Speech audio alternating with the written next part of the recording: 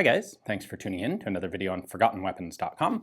I'm Ian McCollum and I'm here today at the Rock Island Auction Company where we are taking a look at what appears to be a really standard number 4 Lee Enfield rifle, albeit one missing the barrel band. But this is in fact not a standard rifle. This is actually a number 7 Mark I 22 caliber training rifle.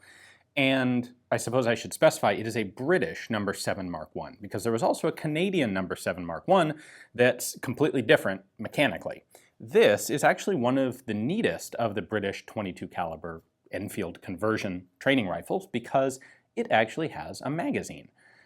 Pretty much, in fact, I think every other one of the British trainers is a single shot rifle. Some easier to use than others, but they're all just one round at a time, except for this one, which has a magazine. So this was developed by BSA right after World War II, and only 2,500 of these were ever made. They were ordered by the Royal Air Force, and they were delivered in 1948, and that was it. The British government in general, or the British military in general, would end up using the number 8 rifles as their standard trainer instead of these guys. So had just a short life, only existed with the Air Force, and let me show you how it works. Now, normally on an Enfield we would start by looking for socket markings, but there really isn't anything here except a broad arrow proof. So we'll move to the receiver, and over here we can find the designation, number 7 Mark I, and there's a serial number down here on the left side of the socket.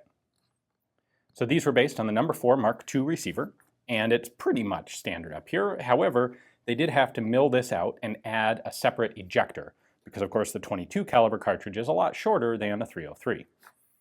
And they also substantially changed the bolt, as you can see here.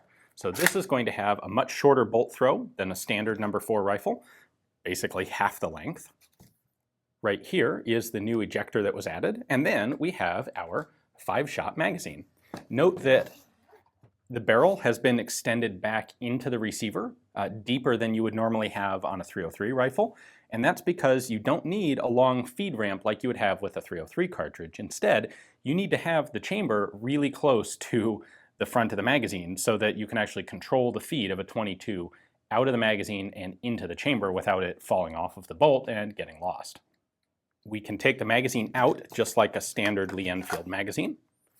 And what we have there is a magazine that has been blocked off in the back, and they didn't build this as a solid 5-round 22 magazine. What they did is put a compartment in it where it could accept a standard BSA 22 caliber rimfire rifle magazine.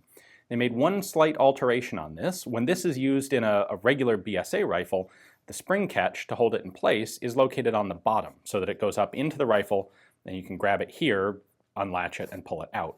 For use in the Enfield magazines, they just flipped that attachment lever around, because here you load this up and then slide it down into the Enfield magazine shell. It's really a very clever solution. The bolt head has changed substantially. So here's a standard number 4 Enfield bolt, and here's our number 7 Mark I bolt.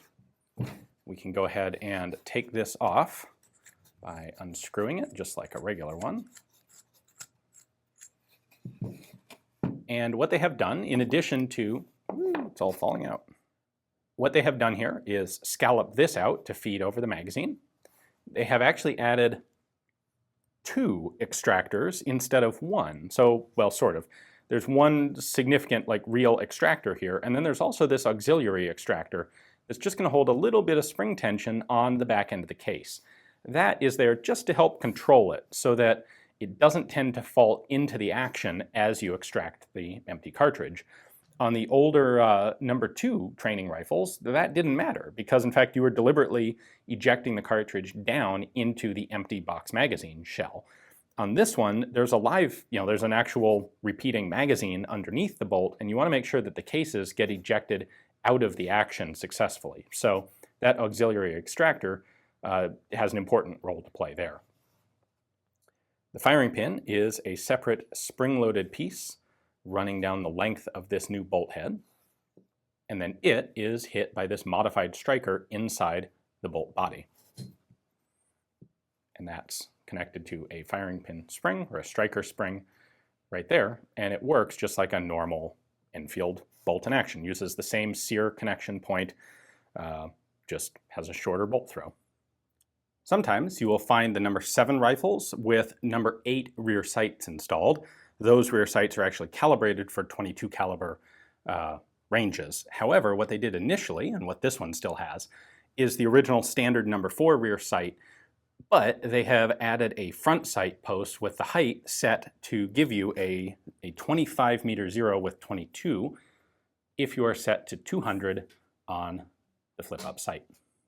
So if you're the sort of person who actually wants to go out and do some shooting with a 22 trainer, which by the way is a fantastic use for them, 22 rimfire isn't exactly a cartridge that's going to wear out a rifle anytime soon, this is a really cool British type to have because of that actual 5-round box magazine. So you can see a little more information on this on Rock Island's catalog page. You can find their website yourself, or you can get it by way of Forgotten Weapons, which is linked in the description text below. And if you're interested in this, stick around, because in about a week we're going to go ahead and take a look at the number 8 training rifle. Thanks for watching.